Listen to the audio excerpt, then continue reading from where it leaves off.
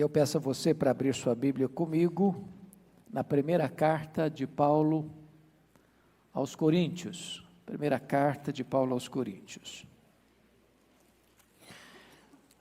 Nós não vamos dar o nosso estudo de Romanos, vamos aguardar para quando começar o programa da Escola Dominical, retornaremos então em Romanos, capítulo 9.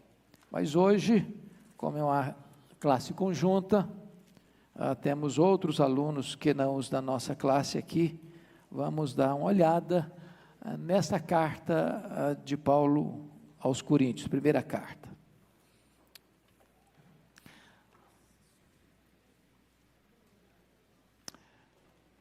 A primeira carta de Paulo aos Coríntios é como fazer uma espécie de radiografia da igreja contemporânea. Você nunca deve ler a palavra de Deus apenas com as lentes do retrovisor, olhando para trás. Mas você deve olhar a palavra de Deus com uma lupa, examinando a você mesmo. Porque o que foi escrito para o nosso ensino, para nos dar a direção daqui para frente. Esta carta é uma carta que lida com os problemas da igreja, daquele tempo, mas depois de 2000 anos os problemas são os mesmos, porque nós somos os mesmos. Muda aspectos geográficos, alguns aspectos culturais, porém o coração do homem é o mesmo, com as mesmas tendências, com os mesmos problemas.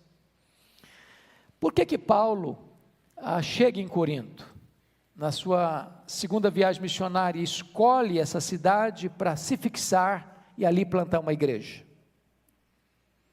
Corinto era uma capital de uma província chamada Acaia, e Paulo fica ali 18 meses, e ele escolhe essa cidade não por acaso, ele escolhe por um propósito muito específico.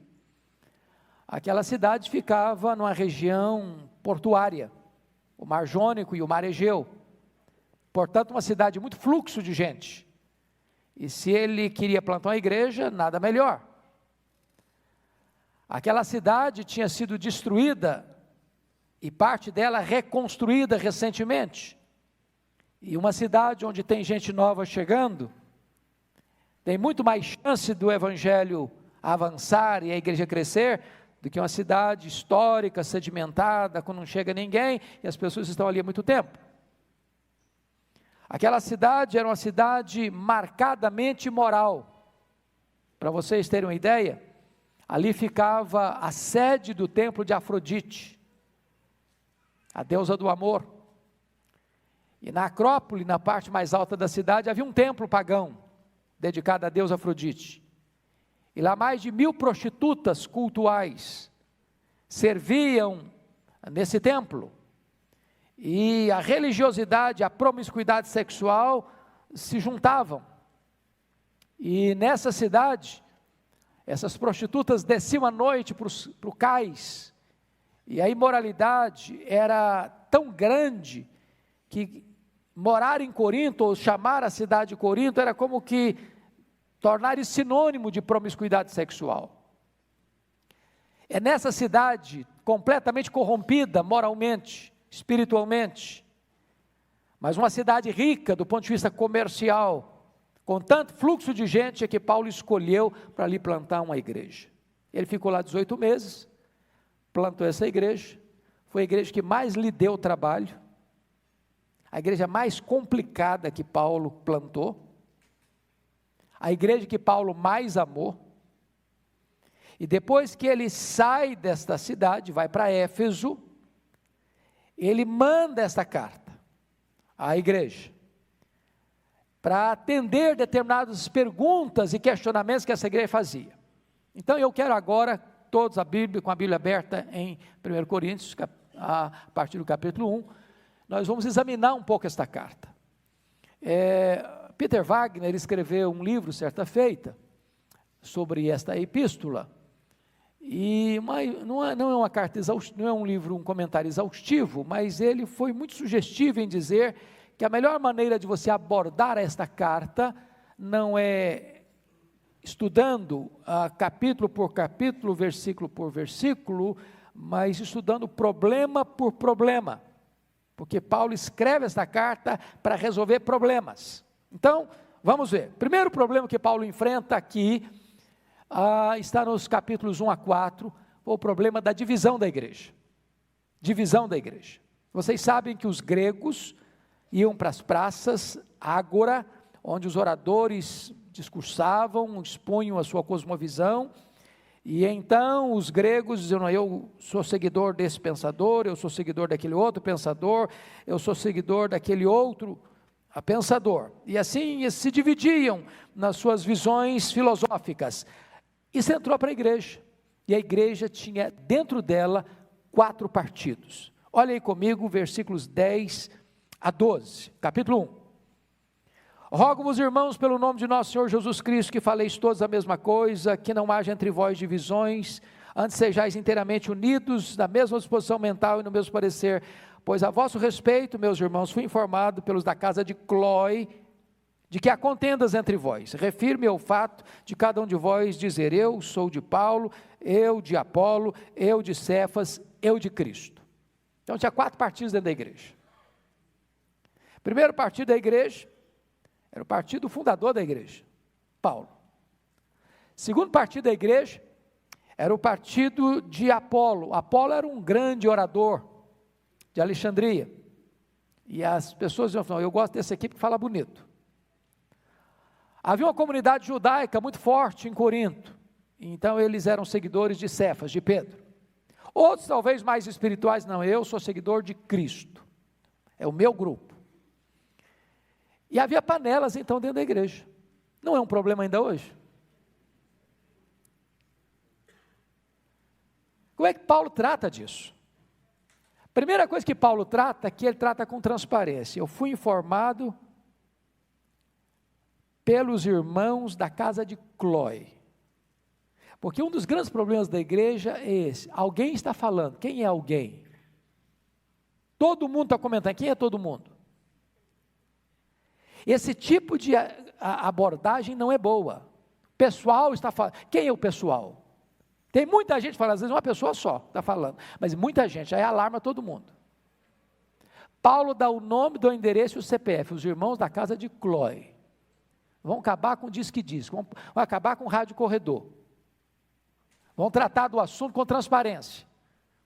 Fui informado que tem divisões aí. Mas como é que ele resolve isso? Ele resolve isso tirando, esvaziando esta bola da vaidade pessoal. Olha comigo lá no capítulo de número 3, quando ele vai fazer a seguinte pergunta. Capítulo 3, olha aí.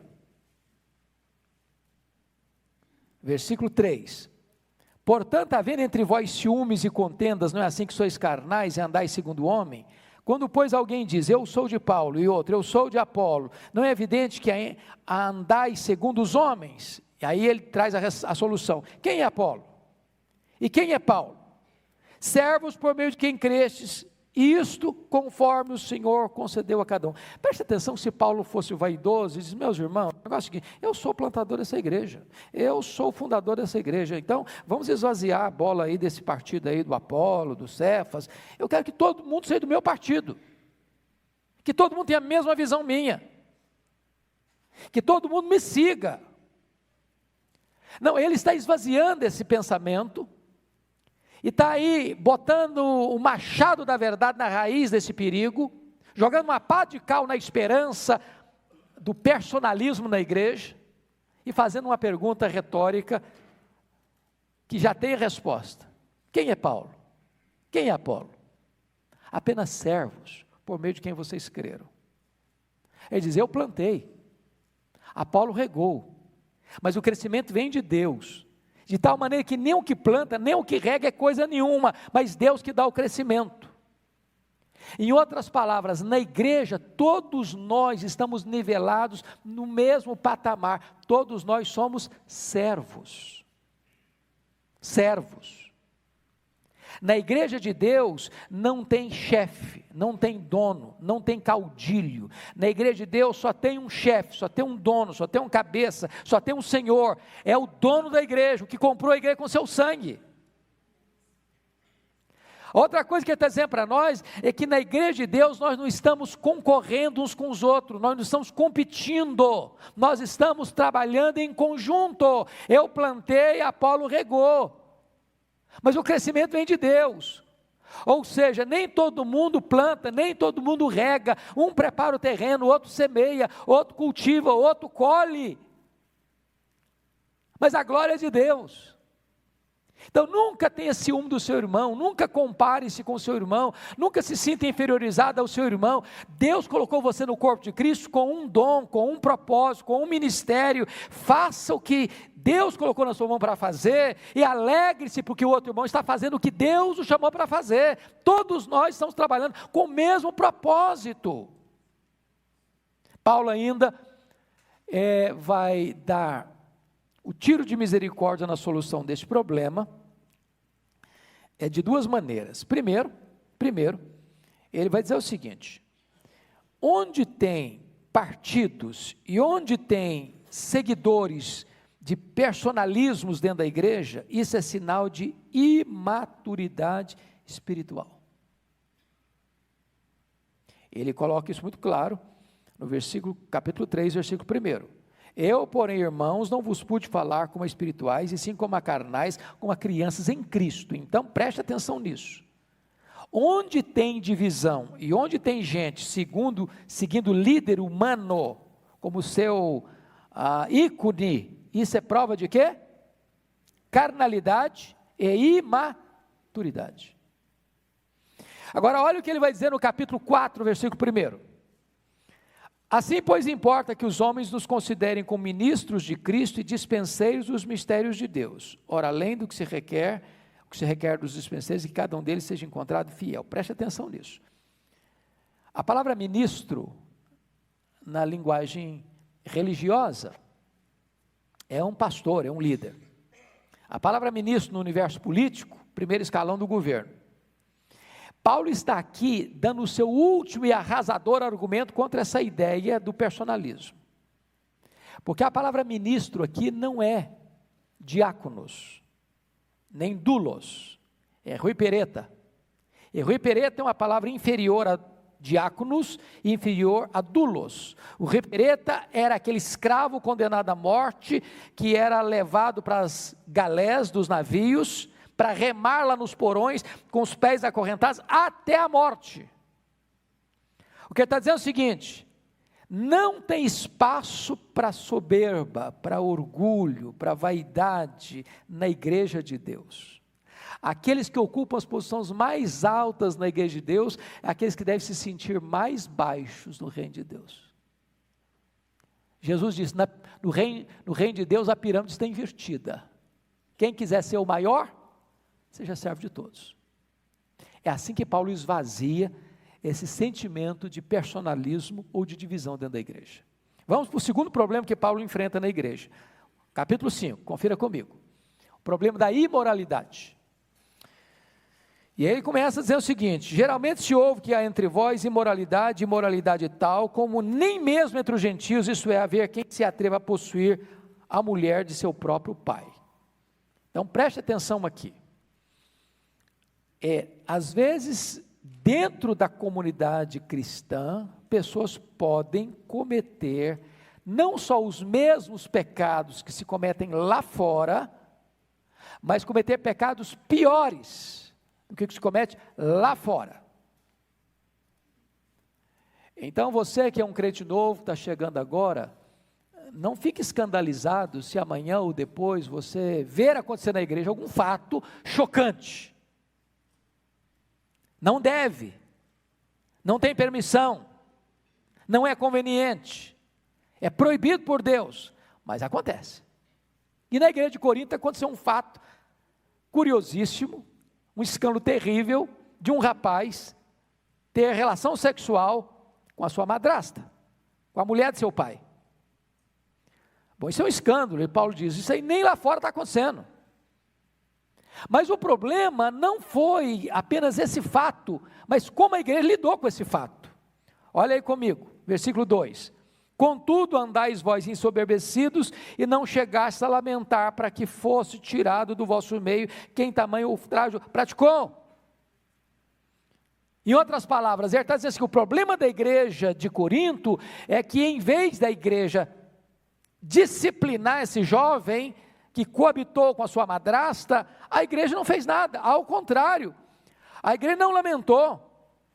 A igreja, ela ficou, aliás, ensoberbecida, dizendo assim, essa igreja nossa é uma igreja de mente aberta, aqui ninguém quer conduzir a vida de ninguém, aqui ninguém se intromete na vida de ninguém, aqui cada um é livre para fazer o que quer, o que gosta, o que acha, aqui ninguém tenta controlar a vida pessoal de ninguém. E Paulo está dizendo que isso é um erro. Uma das marcas da igreja fiel é não só a pregação fiel das Escrituras, mas o exercício correto da disciplina. Onde não tem disciplina, não tem amor responsável. Dentro da família é assim, irmãos. Dentro da família é assim. Pai e mãe, que sempre diz sim para o filho, e quando o filho pede uma coisa que é errado, ele diz, não quero contrariar meu filho, não quero ver meu filho chorar, não quero ver minha filha aborrecida, eu vou dar permissão para fazer, porque não é bom que contrarie, deixa fazer o que quer, isso é amor irresponsável, isso não é amor. Amor responsável diz não. Amor responsável disciplina. Amor responsável cuida. Então Paulo está mostrando no capítulo 5, que o fato da igreja não chorar pelo pecado, não julgar o pecado, não remover o pecado, não disciplinar o faltoso, foi um desastre para aquela igreja. Veja o que Paulo recomenda, por gentileza, versículo 7, 5:7, leia aí para mim, vamos ler juntos? 5:7, 1 Coríntios, toda a igreja comigo. Lançai fora o velho fermento, para que sejais nova massa, como sois de fato sem fermento, pois também Cristo, nosso Cordeiro Pascal, foi imolado. É curioso que Paulo usa uma linguagem muito própria, lançai fora o velho fermento, embora está ligado lá à festa da Páscoa, que tinha que tirar fermento da casa, porque um pouco de fermento leva do quê? A massa toda. Numa linguagem mais nossa aqui brasileira, uma maçã podre apodrece todo o cesto de maçã. Quando você exerce disciplina na igreja, disciplina não é castigo. Disciplina tem dois propósitos. Quando você disciplina um membro da igreja que cometeu uma falha, um erro, um pecado, um deslize, e todos nós estamos sujeitos, você tem dois propósitos para isso. Primeiro propósito, é a glória de Deus, no sentido de produzir nos demais temor e cautela. Temor e cautela. Meu Deus, esse irmão caiu. Se eu não tomar cuidado, eu posso cair também. Aí isso gera na igreja o quê? Temor, cuidado, vigilância, precaução, atenção. O alarme é tocado, a luz vermelha começa a acender. O segundo propósito da disciplina é curar e restaurar o faltoso. Se uma pessoa comete um pecado e não se arrepende dele, a comunidade não trata dele, a comunidade está dizendo o seguinte: pode viver no pecado, o pecado não tem problema, o pecado é inofensivo, o pecado não produz consequências nefastas. Então Paulo está dizendo o seguinte para a igreja: vocês precisam lançar fora o velho fermento. O velho fermento. Ele diz isso com clareza. No versículo 13, olha aí para mim, vamos ler o versículo 13? 5:13, olha aí, toda a igreja comigo. Os de fora, porém, Deus os julgará. Expulsai, pois, de entre vós o quê? Malfeitor. Paulo está dizendo o seguinte: lá de fora, a igreja não tem jurisdição sobre eles. Cara, Paulo tem o maior escândalo lá fora, a igreja não se envolve com isso. A igreja não tem jurisdição sobre essa pessoa.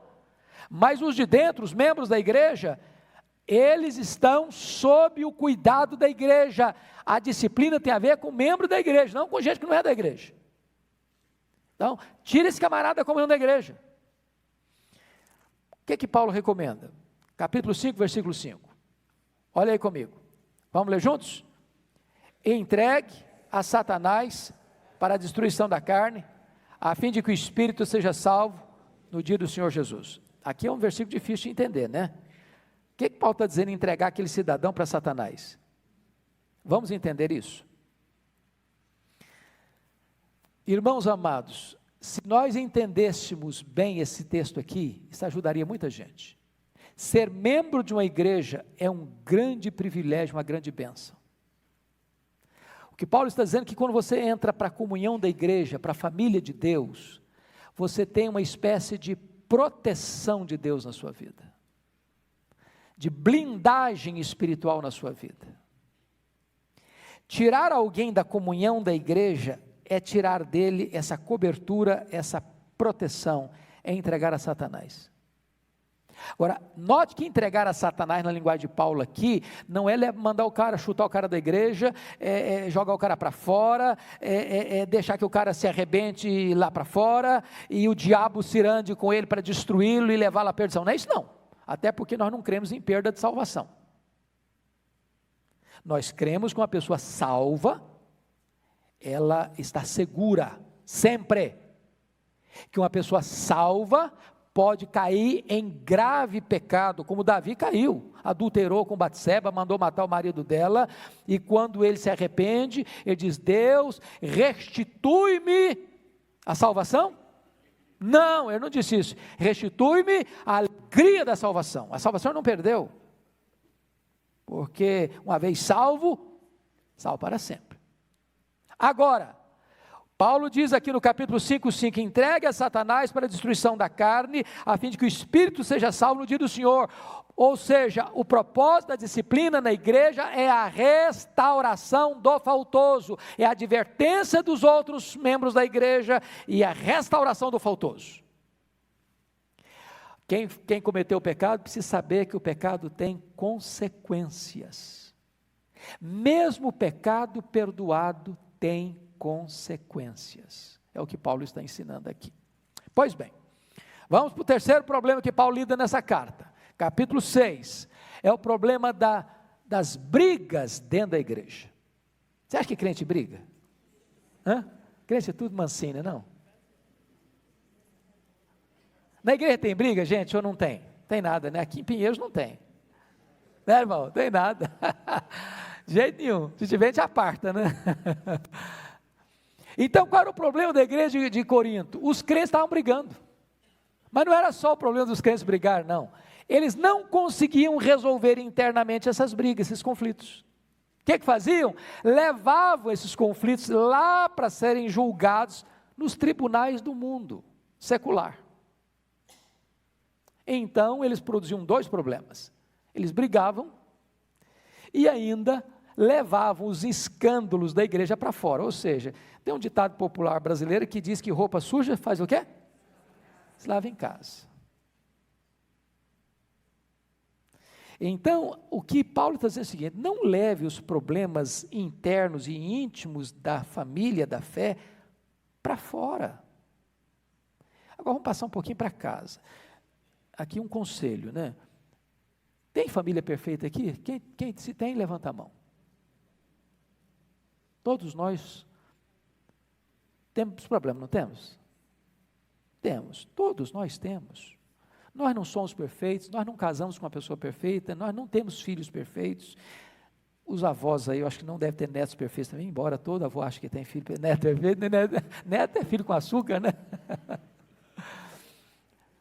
Agora, se surgir problema na sua casa, não fica contando para todo mundo, não. Preserve a sua família. Proteja a sua família. Proteja a sua família. Porque toda vez que o seu marido pisar na bola, você contar para todo mundo, você queima a imagem do coitado. Toda vez que a sua esposa frustrar você contar para a galera do Flamengo, coitadinha, fica queimada. toda vez que seu filho pisar na bola, você espalhar para todo mundo, fica difícil. Agora, vamos voltar para a igreja. Olha o que Paulo resolve o assunto. Capítulo 6, versículo 1. Aventura-se algum de vós, tendo questão contra outrem, a submetê-la a juízo perante os injustos e não perante os santos? Então preste atenção. Paulo não está dizendo que quando há um conflito entre dois irmãos dentro da igreja, estou falando dentro da crente, irmão, não estou falando de ímpio, não, crente. Então crente ainda não está glorificado, nós estamos justificados, mas glorificado ainda não. Então nós estamos sujeitos ainda a dar canelada um no outro. Não é para sublimar o problema, para botar debaixo do tapete, é para resolver o problema. Mas como é que você resolve o problema? Aí Paulo diz, é para levar perante os injustos e não perante os santos. Se eu tenho problema, o que a Bíblia me ensina? Se eu pequei contra você, o que é que eu tenho que fazer? Ir a você. Eu não vou para o Orival, falou, Orival, eu estou muito magoado com o meu irmão lá, porque falou isso de mim, fez mal para mim. Não, eu vou com você, eu converso com você. Se eu resolver o problema com você, está resolvido. Para que todo mundo tem que saber? Se não conseguiu, chama 2 pessoas. Aí se não conseguiu, aí trata com a igreja. Mas dentro da comunidade da fé. E não lá fora. E aí Paulo argumenta o seguinte no verso 2, olha aí, ou não sabeis que os santos hão de julgar o mundo? Ou não sabeis que os santos vão julgar os próprios anjos? Em outras palavras, se você vai ser o juiz, você se coloca na presença deles como réu? Paulo está dizendo assim, pense em quem você é. O valor que você tem aos olhos de Deus, a posição que você ocupa na presença de Deus, você vai julgar o mundo, você não só vai para o céu, você vai sentar em tronos. Agora, o que Paulo recomenda?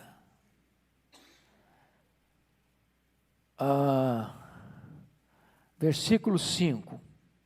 Não há porventura, nem ao menos um sábio entre vós que possa julgar no meio da irmandade? Mas irá um irmão a juízo contra outro irmão, e isso perante os incrédulos. Aí Paulo dá o seu argumento final, e eu peço que você leia comigo o versículo 7, toda a igreja, vamos ler? Toda a igreja. O só existir entre vós demandas, já é completa derrota para vós outros. Por que não sofreis antes a injustiça? Por que não sofreis antes o dano? Então 2 coisas eu chamo a sua atenção. O simples fato de 2 irmãos ou 2 irmãs brigarem dentro da igreja, já é uma derrota. Já é uma derrota. Então cultive bons relacionamentos. Crente não pode ser belicoso, crente não pode ser raivoso, crente é pacificador e não produtor de contendas. Agora, imagine que a briga surgiu mesmo, tem jeito, qual a melhor postura? Ganhar a briga?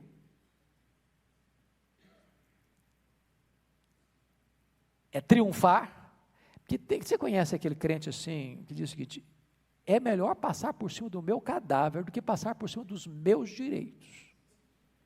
Não, meu direito não. Aí Paulo dá um conselho, por que você não sofre o dano? Sofrer o dano, não é fácil, mas é melhor você perder uma causa, às vezes, e não perder a paz, e não perder a alegria, e ganhar o irmão. Eu gosto muito, eu gosto muito de biografias, e eu me lembro de que quando li a biografia do Abraham Lincoln, pela primeira vez, o que mais me chamou a atenção foi esse caso. Abraham Lincoln foi o 16º presidente dos Estados Unidos, e talvez o maior de todos na história americana. E ele enfrentou muitas derrotas antes de ter o êxito na sua campanha presidencial com 51 anos de idade. E durante a campanha presidencial, um homem foi o seu maior adversário, porque não apenas fazia oposição política, que é uma coisa normal numa campanha política, mas o destratava com desdém. E o apelido mais assim bonito que esse cidadão dava, o senhor Stanton, a Lincoln, era de macaco. Hoje esse negócio é complicado, né? Não pode mais falar, mas na época falava. Certo é que o Lincoln venceu a eleição.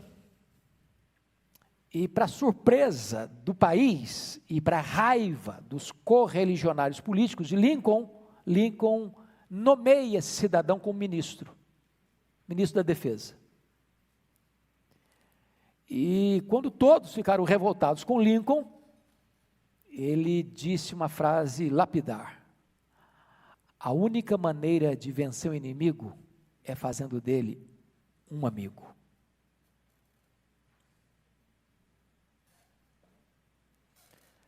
E ele disse mais: eu nomeei Stanton como ministro da Defesa porque este é o homem mais capacitado na América para exercer essa função. Não é preciso dizer que Lincoln ganhou esse cara. E quem fez o discurso na cabeceira do caixão de Lincoln quando ele foi assassinado foi o senhor Stanton, com lágrimas nos olhos. Acho que isso ensina para nós o princípio aqui de Paulo. Por que você não sofre o dano? Sofre o dano. Abra mão. Isso é ser manso. A ideia de manso na Bíblia é isso. Você tem direito e abre mão do direito. Às vezes você ganhar uma briga, você ganha a briga e fica todo mundo derrotado, fica todo mundo arrebentado.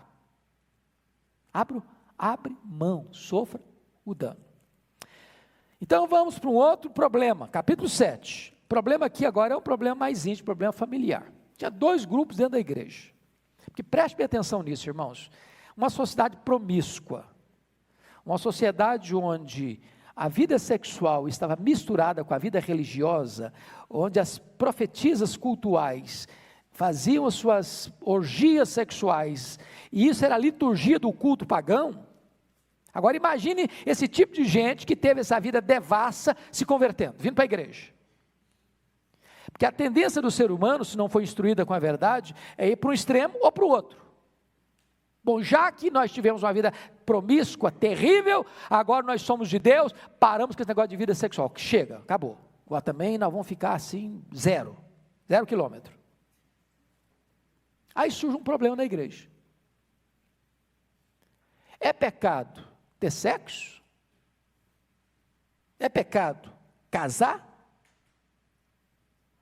Ou é mais espiritual ser casado do que ser solteiro? Qual que é o melhor estágio espiritual de santidade? É o celibato ou é o casamento? E se você não entender bem o capítulo 7, você pode equivocar-se com Paulo. Porque ele dá alguns conselhos no capítulo 7 que parece que contradizem o que ele diz em outros lugares. Olha aí, capítulo 7, versículo 1. Quanto ao que me escreves, é bom que o homem não toque em mulher. Ué, mas o que está escrito lá em Gênesis? Não é bom que o homem viva só. Ué, mas Paulo, você está discordando de Moisés? Por que ele está dizendo não é bom que o homem toque em mulher?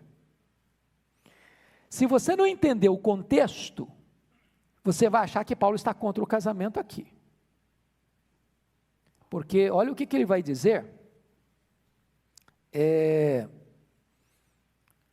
no versículo de número 26, por que ele está dando essa posição?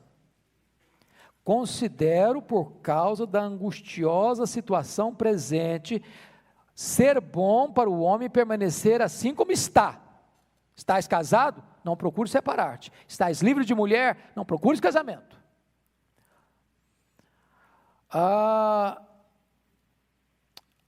Era uma época em que a perseguição estava chegando. O entrincheiramento do inimigo estava acontecendo. A igreja estava sendo emparedada. A crise da perseguição estava mostrando sua carranca. E aí Paulo está dizendo isso. Por causa dessa angustiosa situação, é melhor que você fique como está. Você está solteiro? Não casa não. Você está casado? Não descasa também não. Agora, o princípio do versículo 2, olha comigo o versículo 2, 7:2. Mas por causa da impureza, cada um tem a sua própria esposa e cada uma o seu próprio marido. Mas veja bem, que ele vai mostrar então, que no versículo 9, olha aí o versículo 9 comigo, vamos ler o 8 e o 9 para entender melhor, vamos ler o 8 e 9 toda a igreja junto? E aos solteiros e viúvos, de que lhes seria bom se permanecesse no estado, em que também eu vivo. Caso, porém, não se dominem, que se casem, porque é melhor casar do que viver abrasado. Então, Paulo está dizendo o seguinte: naquela conjuntura de perseguição, era mais prudente ficar como está. Porém, se era para ficar solteiro, mas com temperatura 200 graus centígrados, então casa. Então casa. Você está pecando em casar. Então surgem dois grupos na igreja. O primeiro grupo é o grupo que acha assim, não, ser solteiro é melhor. E aí pessoas casadas, ter sexo é pecado. Então pessoas casadas estavam privando o seu cônjuge da relação íntima. Aí Paulo escreve no capítulo 7, 3-5, olha comigo: o marido conceda à esposa o que lhe é devido, semelhantemente a esposa ao seu marido. O marido não tem poder sobre o seu próprio corpo sem a mulher, e a mulher não tem poder sobre o seu próprio corpo sem o marido. Não vos priveis um ao outro, salvo talvez por mútuo consentimento, para vos dedicares à oração, e novamente vos ajuntares, para que Satanás não vos tente por causa da incontinência. Então está dizendo o seguinte: está casado? Não prive o seu marido, não prive a sua mulher da relação íntima. Isso é a ordem de Deus, é mandamento bíblico. Agora eu vou dizer uma frase fácil de guardar, sexo antes do casamento é fornicação, é pecado. Sexo fora do casamento é adultério, é pecado. Mas sexo no casamento é ordenança. Ter sexo antes do casamento é pecado. Ter sexo fora do casamento é pecado. Não ter sexo no casamento também é pecado. Então aquelas pessoas que dão uma ar de espiritualidade, não, eu estou casado, estou casada, mas eu me consagro ao Senhor, estou jejuando e orando, estou subindo um monte para orar, e não está fazendo dever de casa, estão pecando. Estão pecando.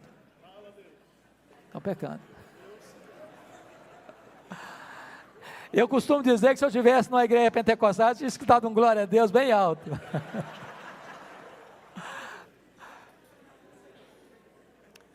Agora, então Paulo está mostrando aqui, irmãos, que não há santidade específica e especial, nem na solteirice, nem no casamento. Você pode levar uma vida de fidelidade a Deus no casamento e levar uma vida de fidelidade a Deus como solteiro. O que ele está dizendo é que ser solteiro aqui precisa ser algo de dom de Deus. De Deus, para você ficar tranquilo, para cuidar das coisas do Senhor. Olha o que ele diz no verso 32. O que realmente eu quero é que estejais livres de preocupações. Quem não é casado cuida das coisas do Senhor, de como agradar o Senhor. Agora, ele diz o seguinte: casamento não é uma coisa simples não. Olha o que ele vai dizer lá no versículo de número 28. Então, quem é solteiro aí, fica atento para esse versículo. Vamos ler todos juntos? Mas, se te casares, com isso não pecas. E também se a virgem se casar, por isso não peca. Ainda assim, tais pessoas sofrerão angústias na carne. E eu quisera poupar-vos disso, né? Então Paulo está dizendo o seguinte: tem determinado sofrimento que só os casados enfrentam, e quem é casado sabe disso, quem é pai e mãe também sabe disso.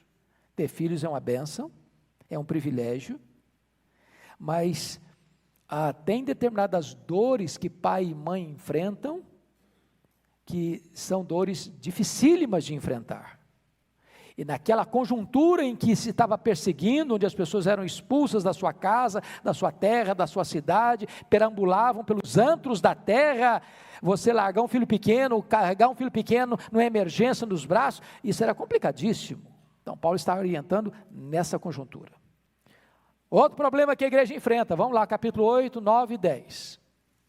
O problema aqui, irmãos, era o problema dos limites da vida cristã. Até onde eu posso ir como crente? O que eu posso fazer? O que eu não posso fazer?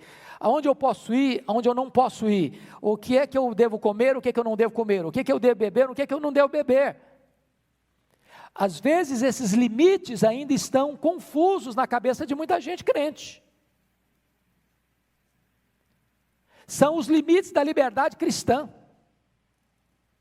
E é curioso que o problema lá de Paulo era um problema diferente dos nossos hoje, mas os princípios são os mesmos. Qual era o problema da época de Paulo? Eu disse para vocês que lá em Corinto havia um templo, o templo de Afrodite, onde havia aquelas prostitutas cultuais, e haviam sacrifícios. E nesses sacrifícios, animais eram imolados, e parte desta carne desses animais imolados, eram consumidos lá no templo do ídolo, consagradas aos ídolos e consumidos lá. Outra parte desta carne que não era consumida lá, descia para os açougues, para serem adquiridos pelos consumidores comuns, sejam eles seguidores ou não desses ídolos. Então, Paulo está orientando aqui que alguns crentes, oriundos desse paganismo, vieram para a igreja, mas não sabiam lidar bem com essa questão da convivência com os amigos pagãos, do ponto de vista da participação desses banquetes de carnes sacrificadas aos ídolos. Vai ou não vai? Participa ou não participa? Come ou não come? Aí Paulo vai orientar. Com a Bíblia aberta comigo, olhe aí, por favor, capítulo 8, versículo 4. Ele diz assim: no tocante à comida sacrificada a ídolos, sabemos que o ídolo de si mesmo nada é no mundo, e que não há senão um só Deus. O que Paulo está querendo dizer? Que ídolo é feito pelo homem de uma matéria, seja barro, seja gesso, seja bronze, seja pedra, seja mármore, seja ouro, seja prata, ele é o quê? Um ídolo. Um ídolo é o quê? É nada. Nada. Vamos pensar, por exemplo, do ponto de vista cultural religioso, quem é chamada a padroeira do Brasil? Aparecida do Norte. Essa Aparecida do Norte, ela é simbolizada por uma imagem, que está onde? No santuário de Aparecida do Norte. De onde veio essa imagem? Foi pescada, achada no rio Paraíba do Sul. De que foi feita aquela imagem? De um material perecível. Há alguns anos, um iconoclasta, que é a pessoa que quebra ídolos, quebrou aquela imagem todinha. Então, o que Paulo está dizendo é isso: a imagem é um ídolo é nada. Se você quebrar, fica quebrado. Se você jogar no rio, fica dentro do rio. Se você botar num fogo, e fica dentro do fogo. Uma imagem, um ídolo, não tem poder, não tem vida em si mesmo. É nada. Então, idolatria é uma tolice. É você confiar no nada. Um pedaço de pau, de pedra, de gesso, de barro. Agora, o que tem por trás do ídolo? Vamos dar uma olhadinha? Capítulo 10, versículos 10, capítulo 10, versículo 20 a 22. Toda a igreja comigo, vamos lá? Antes, digo que as coisas que eles sacrificam, é a demônios que as sacrificam, e não a Deus. E eu não quero que vos torneis associados aos demônios. Não podeis beber o cálice do Senhor e o cálice dos demônios. Não podeis ser participantes da mesa do Senhor, da mesa dos demônios. Ou provocaremos zelos no Senhor? Somos acaso mais fortes do que Ele? Então preste bem atenção nisso. O ídolo é nada, mas o que está por trás do ídolo são quem? Os demônios. Aí uma pergunta importantíssima a fazer: idolatria funciona? Pense você uma pessoa que faz uma promessa ao santo tal, ou à santa tal, ou à imagem tal. Aquilo pode funcionar?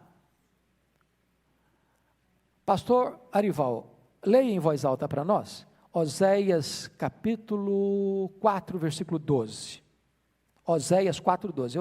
É o livro que nós estamos começando a estudar aqui na liturgia. Oséias 4, 12. Preste atenção na leitura.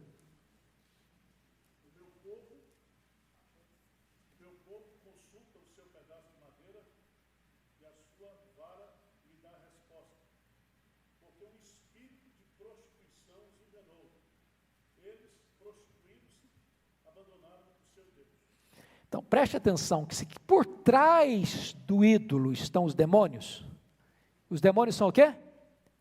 Mentirosos, enganadores. A idolatria, para eles, começa a funcionar. Ele consulta um pedaço de pau, o pedaço de pau dá a resposta. E aí ele diz, recebi a graça.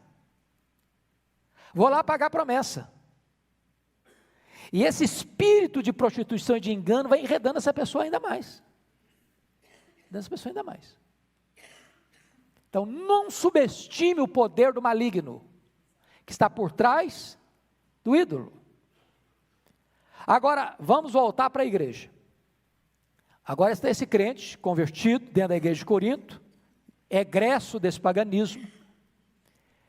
Qual é o limite da liberdade cristã dele? Porque o problema lá era comer carne sacrificada ao ídolo, não. O nosso problema é outro, irmãos. Nosso problema é outro. Crente vai para o campo de futebol no domingo ou não vai? Mesmo que seja o Palmeiras e o Corinthians. Vai ou não vai? Essa é a pergunta. Ou Fórmula 1. Essa é a pergunta. Crente fuma um cachimbo, ainda que seja charuto de Cuba, ou não? Crente joga na loto, ainda que seja 46 milhões disponíveis, ou não? É loto mesmo o negócio? Não é loto não, é outra coisa, como é que chama? Mega Sena. Joga ou não joga?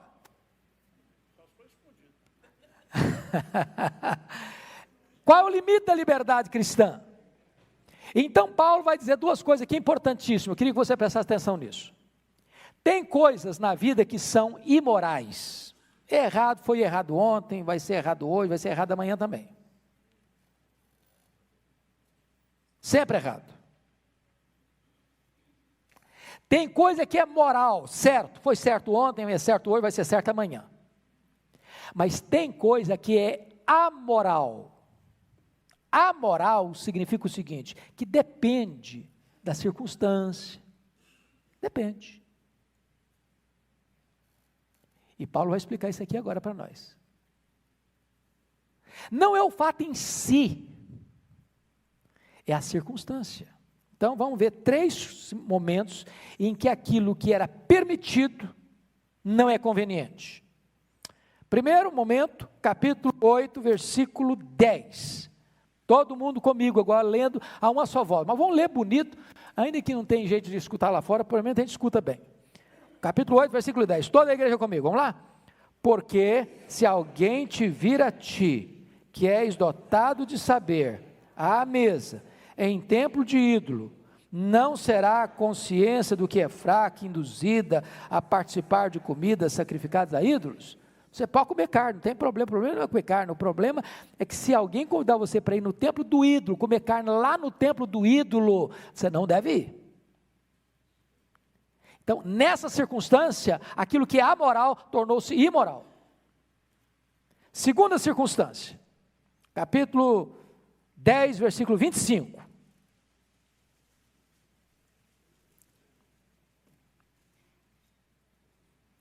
Toda a igreja comigo, por favor. Comei de tudo que se vende no mercado, sem nada perguntardes, por motivo de consciência. contexto aqui é o seguinte: parte dessa carne sacrificada do ídolo descia para o açougue. Aí a dona Maria vai lá no açougue, compra a carne. E o açougue falou: Dona Maria, chega uma carne especial.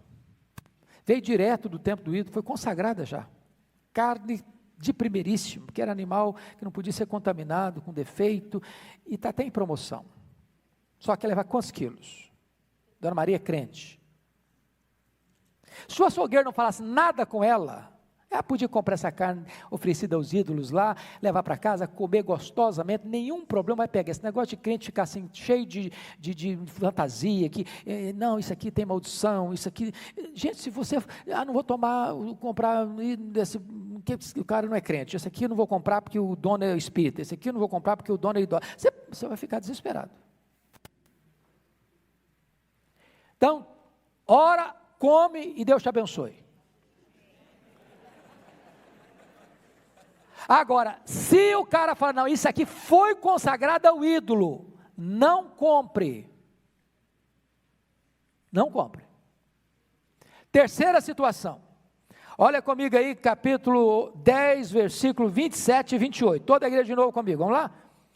Se algum dentre os incrédulos vos convidar e quiser dizer, comei de tudo que for posto diante de vós, sem nada perguntar-se, por motivo de consciência.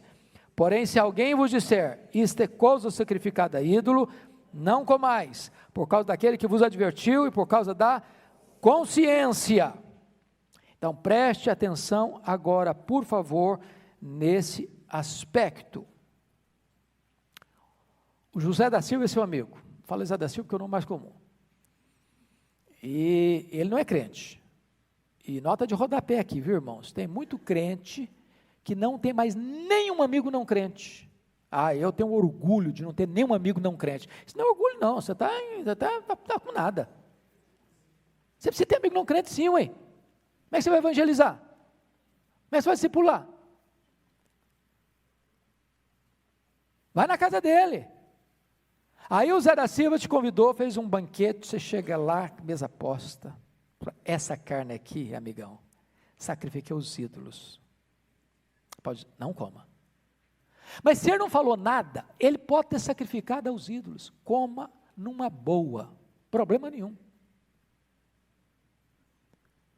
Irmãos, macumba não pega em crente. Não pega, ué. Você está coberto pelo sangue do Cordeiro. Então para com essa paranoia. Para com essa paranoia. Agora, se souber, não coma. Então, aquilo que é amoral, neutro, torna-se imoral, se você souber. Então, o princípio geral é esse. Todas as coisas me são o quê? Lícitas, mas nem todas me convêm. Isso é discernimento da liberdade cristã. Você vai olhar o ambiente, você vai olhar a situação. Aqui não. Aqui, se eu fizer isso que eu faço com naturalidade, vai ser escândalo. Gente vai ficar escandalizada com isso. Então eu não vou fazer. Vou me preservar. Porque eu não sou... Olha aí o que eu recomendo. Para mim, isso aqui é maravilhoso. A gente tem que ler isso aqui para entender melhor. Capítulo 8, versículos 8 a 10. Toda a igreja comigo, lendo esse versículo. Você entendeu isso aqui, você entendeu muito bem os limites da liberdade cristã. Vamos juntos todos? Não é a comida que nos recomendará Deus, pois nada perderemos se não comermos, e nada ganharemos se comermos. Vede, porém, que esta vossa liberdade não venha, de algum modo, a ser tropeço para os fracos. Porque se alguém te vir a ti, que és dotado de saber, a mesa em templo de ídolo, não será a consciência do que é fraco induzida a participar de comidas sacrificadas a ídolos? Então preste bem atenção nisso, irmãos. Essa ideia aí de que se você é crente, você não pode comer isso, não pode comer aquilo, isso é bobagem. Isso é bobagem. Não é comida que recomenda você a Deus, não. Você não é mais santo porque você não come, você não é mais santo porque come. Não é o que entra pela boca, Jesus Cristo disse que contamina o homem, é o que brota do coração. Então, São princípios espirituais que nós devemos seguir. Vamos ao outro problema da igreja, capítulo 11. Aqui era o problema da ceia. Vocês sabem que em Corinto havia uma festa, chamada Festa do Amor, que precedia a celebração da ceia. Essa Festa do Amor era uma espécie de ajunta-prato. Ajunta-prato. Só que na igreja de Corinto tinha gente rica e tinha gente pobre. Toda igreja tem gente rica e tem gente pobre. Não tem esse negócio. A igreja cristã não tem preferência nem para nem de rico nem de pobre. Isso foi uma heresia que a igreja, com a teologia da libertação, criou por aí afora, a opção pelos pobres, preferência pelos pobres. Não tem preferência. O homem é pecador, seja ele rico, seja ele pobre. O rico é tão carente da graça de Deus quanto o pobre. Deus ama tanto o pobre quanto o rico. Então, na igreja de Deus, é o único lugar, irmãos, do universo em que o ricaço senta com o irmão que ganha salário mínimo e os dois são irmãos, têm o mesmo valor. Não é porque o cara é rico que ele tem uma poltrona especial aqui em Pinheiros. Não, essa poltrona aqui, ela é especial, só rico senta nela. Não. Na igreja de Deus não é isso não. Na igreja de Deus é que todo mundo igual. Todo mundo igual. Todo mundo igual. Mas na igreja de Corinto, o que estava acontecendo? No ajunta-prato, os ricos ficavam de um lado, os pobres do outro. Os ricos tomando vinho do porto, os pobres, kisuke. Lembra do kisuke? É um negócio internacional, não é não?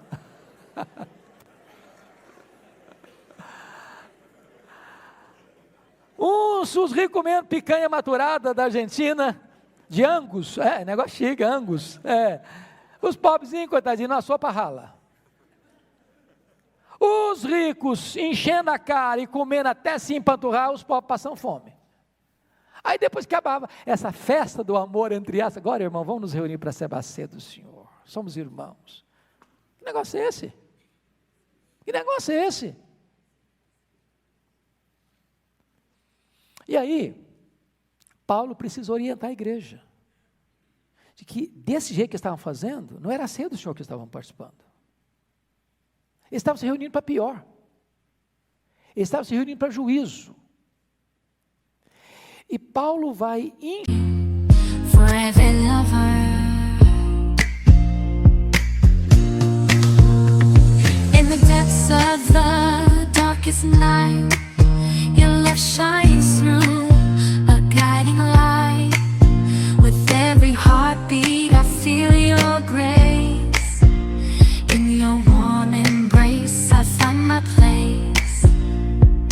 Darling, don't cry, don't shed a tear, for I'll be your fortress, I'll always be near. Though storms may rage and oceans may roar, I'll stand by your side forevermore. Through the trials and the tests we face, our love will endure, it cannot be erased. So dry your eyes, my love, and take my hand. Together we'll conquer. Instruir a igreja, no capítulo 11, sobretudo a partir do verso 23, sobre a ceia. Aí é uma pitadazinha importante aqui. Meus irmãos, a gente participa da ceia de forma irrefletida. Irrefletida. Você precisa ter alguns discernimentos para participar da ceia. Porque Paulo vai dizer, no capítulo 11, versículo de número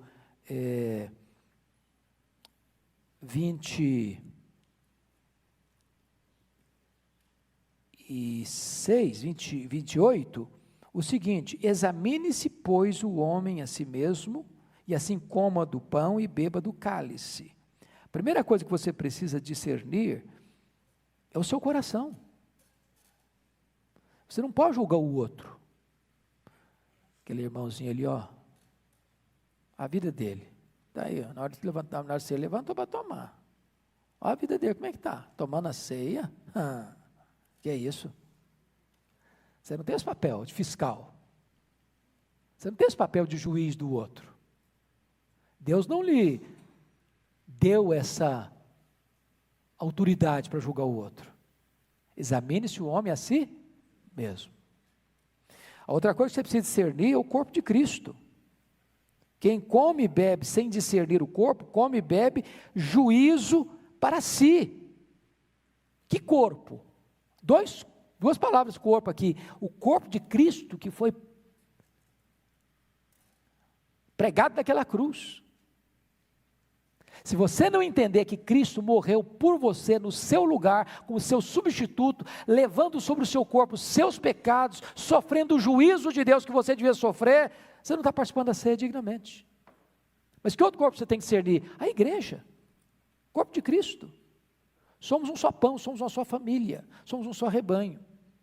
Então Paulo está instruindo a igreja que na hora da ceia, é hora de eu olhar para o meu irmão como meu irmão em Cristo. Porque em Cristo deu a sua vida. Eu não posso participar da ceia e olhar para o meu irmão com desprezo, com descaso. E sabe qual foi a consequência? Olha aí comigo, por favor. Versículo 29 e 30. Vamos toda a igreja ler comigo? Pois quem come e bebe, sem discernir o corpo, come e bebe, juízo para si. Eis a razão porque há muito entre vós, fracos e doentes, e não poucos que dormem. Preste atenção que Deus disciplina o seu povo quando o seu povo peca. Tinha gente fraca, tinha gente doente, tinha gente que havia já empacotado. Pela disciplina de Deus. Preste atenção nisso. Deus é santo. E Ele não tolera o mal. Então, na hora que você estiver participando da ceia, pense nisso. Porque se eu não discernir essas coisas, não fizer um autoexame devido, eu vou participar da ceia pensando que é para minha bênção, é para o meu juízo. O que é privilégio se torna um julgamento na minha própria vida. Pois bem, eu não vou entrar nos detalhes dos outros 3 problemas. Os últimos 3 problemas são capítulos 12, 13 e 14, problema com os dons espirituais, onde alguns crentes estavam com sentimento de superioridade. Eu sou olho, não preciso de você. Ou complexo de inferioridade, eu não sou olho, então não sou nada. Então tem unidade, tem diversidade, mas tem mutualidade. O penúltimo problema da igreja era a falta de entendimento da ressurreição, capítulo 15. Alguns crentes estavam sem esperança.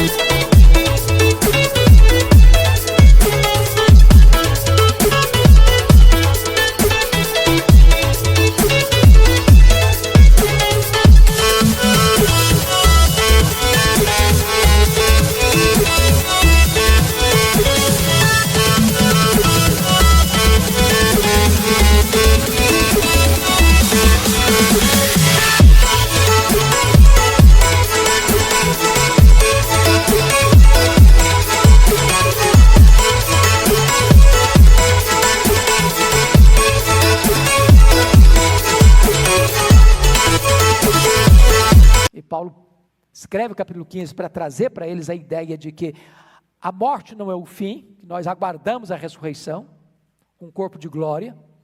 E o último problema da igreja era uma igreja pão dura, mão de vaca.